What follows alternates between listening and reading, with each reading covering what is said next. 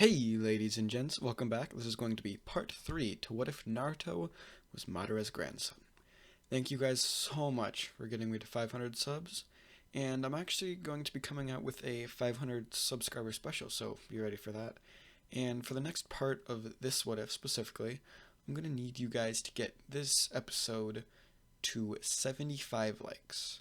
Now, let's just get right back into the next part of what if. So Naruto and Sasuke are training with Minato, and Minato is just training them with the Rasengan.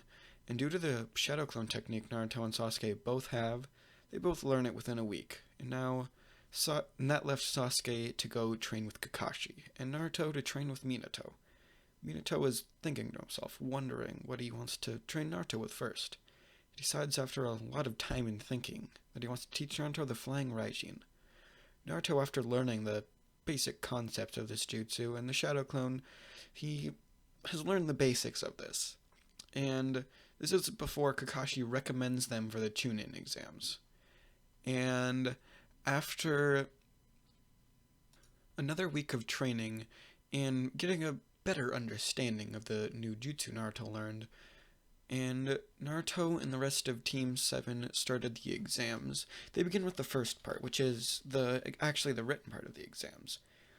Even though the point of this part of the exams was to cheat and find a different way to get the answers to the test, Naruto and Sasuke both answer all the questions without cheating, and actually ace the test.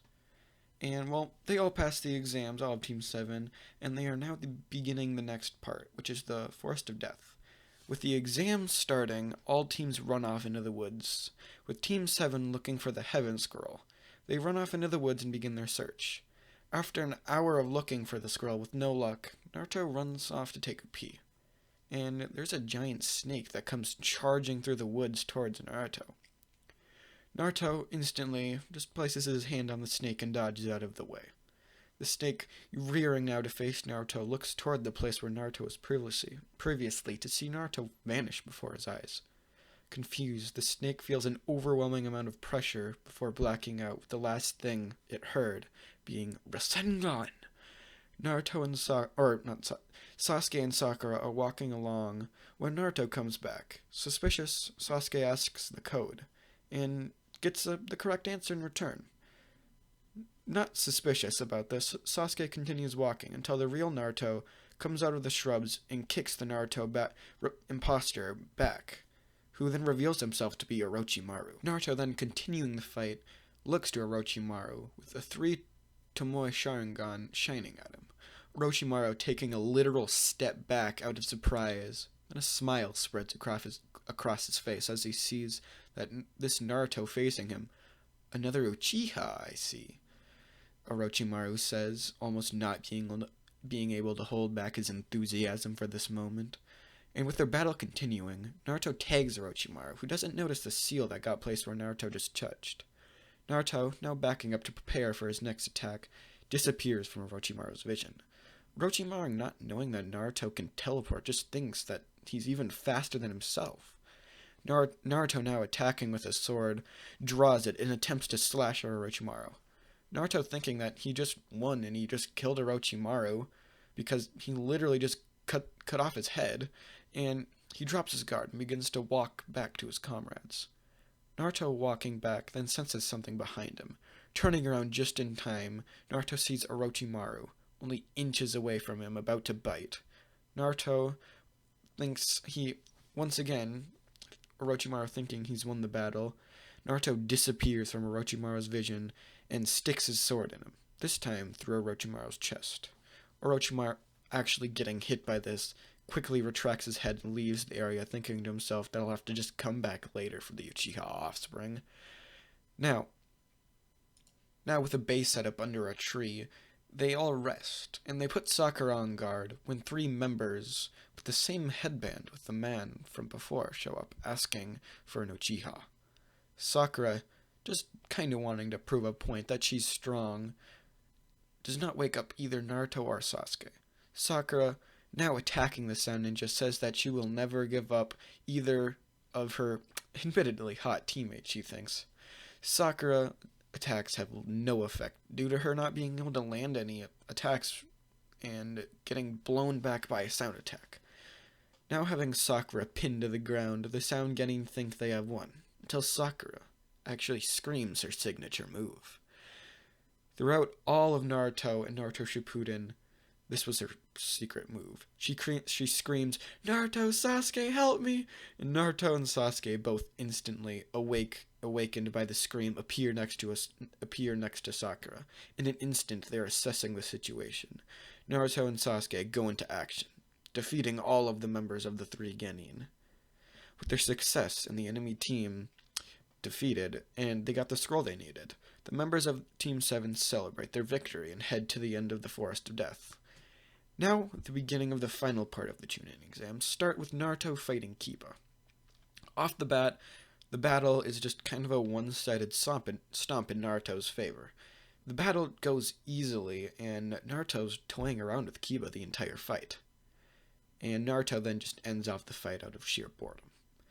None of the other fights really changed all too much until Hinata is fighting Neji, and Naruto, pissed, makes sure that he tells Neji that he will defeat him in the finals.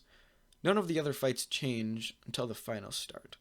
But before that happens, there are a few months to train, and Naruto spends the time mastering the flying Raijin, and picks up on a few tips from his father, like how to throw around kunai, and he even teaches Naruto how to make his own special kunai for teleporting.